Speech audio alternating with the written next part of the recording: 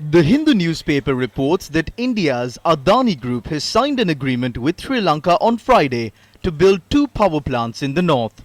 The report notes that the proposed projects have raised questions in some quarters on the apparent lack of transparency in an international agreement. The proposed power plants are to be built in Mana and Ponarin to generate a combined capacity of 500 megawatts at a cost of $500 million. The Indian media report mentions that the Ceylon Electricity Board has already signed a memorandum of understanding with India's Adani Green Energy Limited for the projects. But the Sri Lankan government has only said that a cabinet subcommittee has approved a $500 million investment project involving India's Adani Group.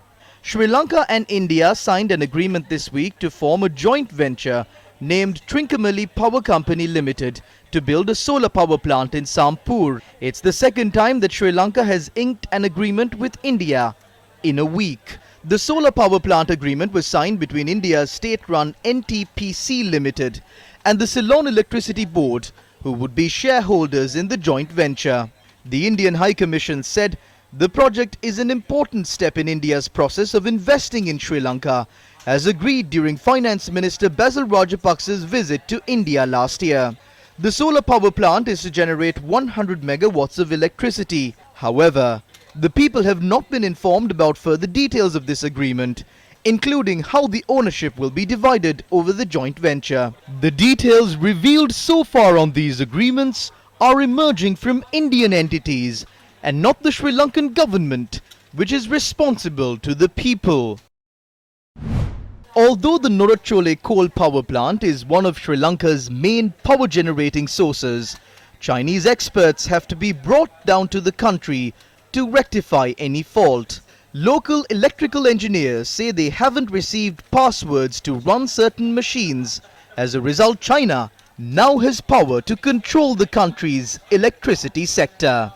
An agreement has also been signed with US-based New Fortress Energy to give them a 40% stake of the Yugadanavi power plant for $250 million. Lanka Indian Oil Company was allowed to be involved in the distribution of fuel in Sri Lanka without any reason. It was also allowed to gain control of the Trincomalee oil tank farm. As a result, India is now in a position to increase fuel prices in Sri Lanka's market.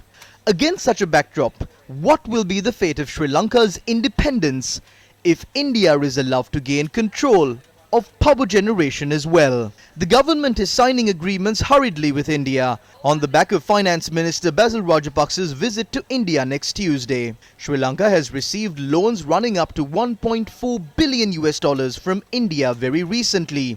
The Finance Minister's visit would be to follow up on another $1 billion loan that is to be offered by India. The only alternative for the government is to sell national assets. This isn't one of Basil Rajapaksa's lands in the US. We oppose these arbitrary decisions to sign agreements and to betray the country. They are creating crises such as the shortage of fuel and dollars so that it affects the people, and then they are selling the country's assets. By doing this, they are creating an impression in the people's minds that there is no other alternative. Basil Rajapaksa and his allies are carrying out a business.